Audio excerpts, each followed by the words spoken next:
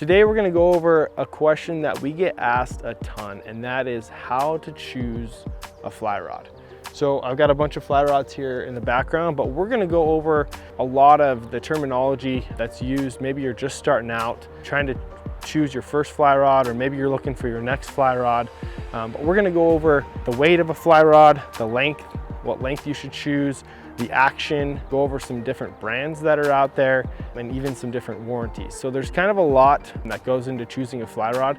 So we wanna get that covered and make sure you're clear on what your next fly rod should be. So we're gonna cover that in today's video.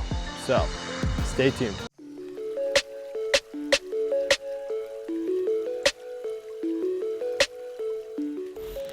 Hey guys, welcome back to the Streem Outdoors channel, where we try and bring you the best tips and techniques to hone in your skills on fly fishing, really try and be your guide and mentor on the river to help you net more fish. So if you're new to the channel, consider subscribing. If you've seen our videos before, welcome back. Hopefully today's video, we're gonna be able to help you choose your next fly rod. So let's get right to it. Hey, we just wanted to start by saying this video is tailored towards choosing a freshwater fly rod.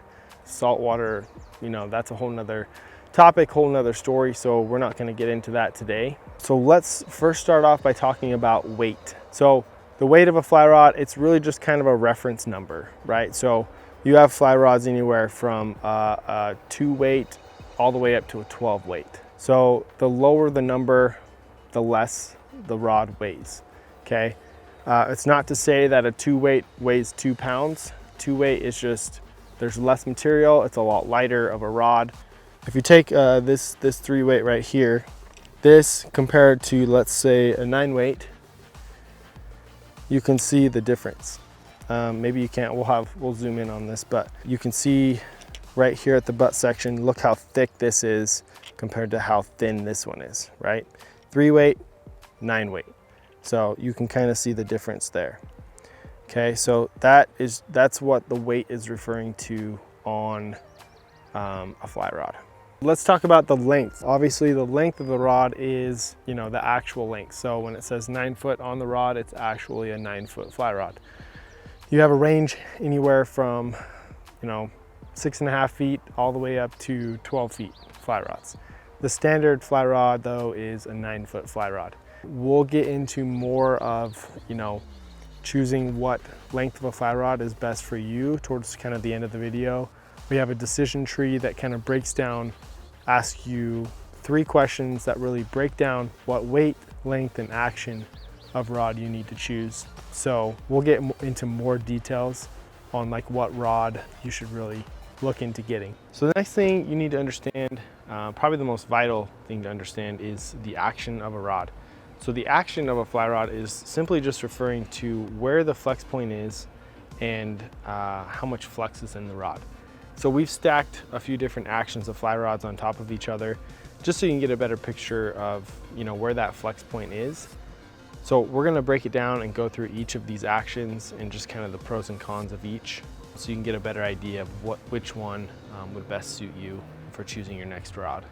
So slow action fly rods, like the one we have right here.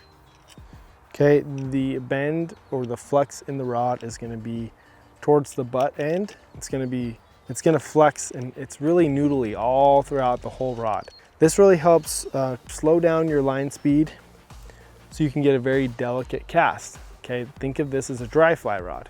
You can make a very good presentation, very delicate cast. You're not gonna be able to cast as far, but you're gonna be able to really get a very good cast that lands very softly on the water. So think dry fly rod when you think slow action. Okay, and then so medium action, the flex is gonna be more towards the middle of the rod. So like 40 to 60% of the rod, more in this region here, okay? So your line speed is gonna increase a little bit. You're gonna be able to cast a little bit farther. You're gonna have really nice kind of open loops. So this is a good nymphing rod if you're doing a lot of indicator nymphing, things of that nature. It's a good, pretty all-around rod. You're still not gonna be able to cast quite as far with it though, and it's still gonna feel pretty loose, pretty noodly when you go to cast. Okay, and then you have a medium fast action rod like this one here. That's gonna give you the flex more towards the top 2/3 of your rod, somewhere in this region here.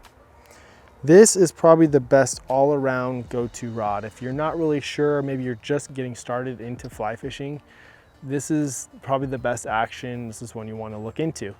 The reason for that is you can cast decent with it. You can cast in a good distance with it. You can do pretty much every technique. Streamers, nymphs, dries.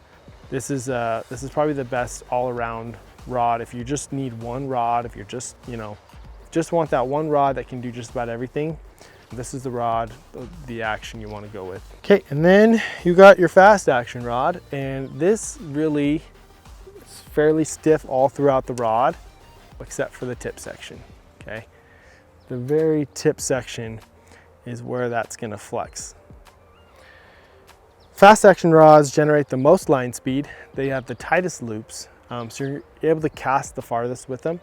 However, you're not gonna be able to get as much of a delicate presentation. So these rods are really good for throwing heavier flies. Bigger streamers, big dry flies, maybe some salmon flies or big hoppers, things like that. Or maybe even if you're, casting in really windy conditions, you're able to really punch through the wind with a fast action fly rod. Look, so when it comes to picking an action of a fly rod, a lot of people do is the wiggle test, right? You pick up a rod, you kind of give it a wiggle. What you're looking for is where does that rod flex? That will help you know what type of an action it is. If it's flexing more towards the tip, you got a fast action. If it's flexing more towards the middle, medium action, and so on, right?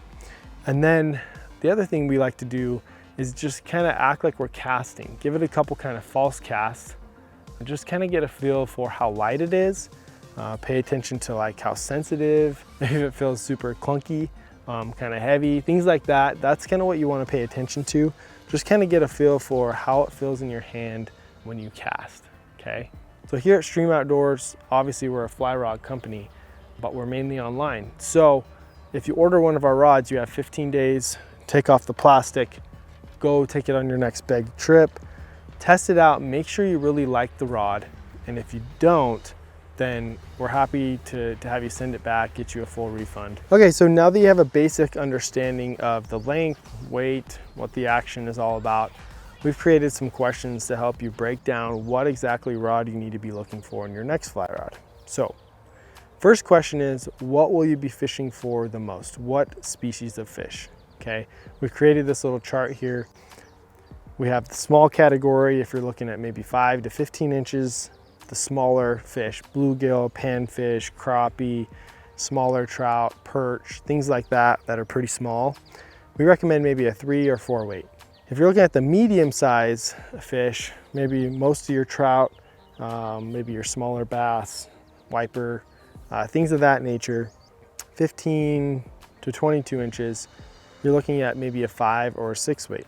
And then just so you know that if you are just starting out, a 5 weight is probably the one you want to go with, just because it's kind of in the middle and it's a really good all-around rod. You can catch just about anything with it. Okay, and then you have your large category, 22 to 38 inches. That's more your steelhead, larger trout, pike and muskie. You want to choose more of a 7 or 8 weight, maybe a little bit heavier weight. And then if you're obviously going after salmon, mainly that's your main thing you're targeting, you want to go with a heavier 9 or 10 weight rod. Okay, question number 2, where will you be fishing the most? Okay, here's another little chart. If you're going to be fishing in close cover, maybe you're going to be doing a lot of backpacking or high mountain creeks, something you want a little bit smaller. If you're in really confined areas, like a really small creek with a lot of trees and branches behind you, you want a shorter rod. So look at maybe a 6.5 to 8 foot rod. And then more of your standard category, this is most fly rods are the 9 foot range. It's the most versatile. It's a really good all-around application for any freshwater fish. If you're fishing a lot of nymphs, if you're fishing out of a drift boat or any boat, kick boat, float tube, maybe even if you're fishing a lot of lakes, you want a 10 foot or maybe even a 10.5 foot rod. Give you just a little bit more length. That helps you if you're nymphing. Obviously you can mend a lot better, get that extra reach and mend or if you're, bombing casts out in a lake, you can get a better hook set with a longer rod. And the third and final question to figure out what action you'll need is what technique and flies will you be fishing the most. So if you're fishing a lot of dries, you want that slower to medium action fly rod, give you that really good delicate presentation, really soft presentation on the water. Now if you're doing a lot of nymphing and that's the main thing you're doing, you want a medium to medium fast action. It's going to give you that really nice open loop so you don't tangle as much when you're casting the big indicators of that nature. If you're fishing a lot of streamers, big flies, maybe salmon flies, hoppers, something you're going to need, that really fast line speed, maybe a really far cast, or if you're fishing in windy conditions, then you'll want to go with the fast action fly rod.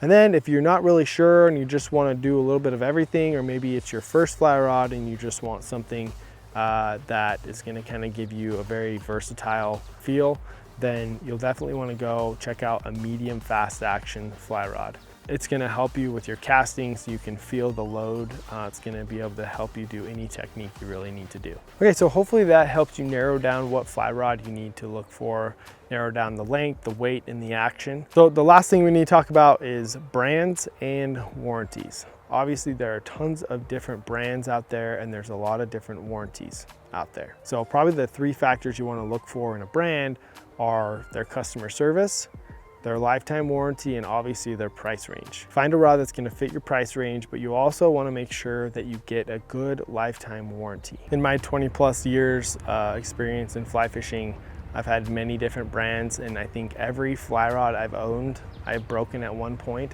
It's just a fact of fly fishing. It just happens. So you want to make sure you have a good lifetime warranty that makes sure you're covered in whatever happens to your fly rod. Because it is an investment, it's expensive, so you want to make sure you're taken care of. Just a small plug, because we are a fly rod company here at Streem, I just want to let you know about our warranty. It is a lifetime warranty, no questions asked. So anything happens to your rod, you don't even have to send it in. You just send us a couple pictures, and then we get it processed within 24 hours and back in your hands within a few days. So we pride ourselves on our warranty. We know how important it is, how much you want to get back out fly fishing. There's nothing worse than waiting for your fly rod to be fixed for months. So we hope this video helped you out. If it did, please give us a like, follow, and subscribe. We're gonna have plenty of these videos to help you out. If you have any questions, comment down below. We'll get them answered for you. We hope to see you on our next video.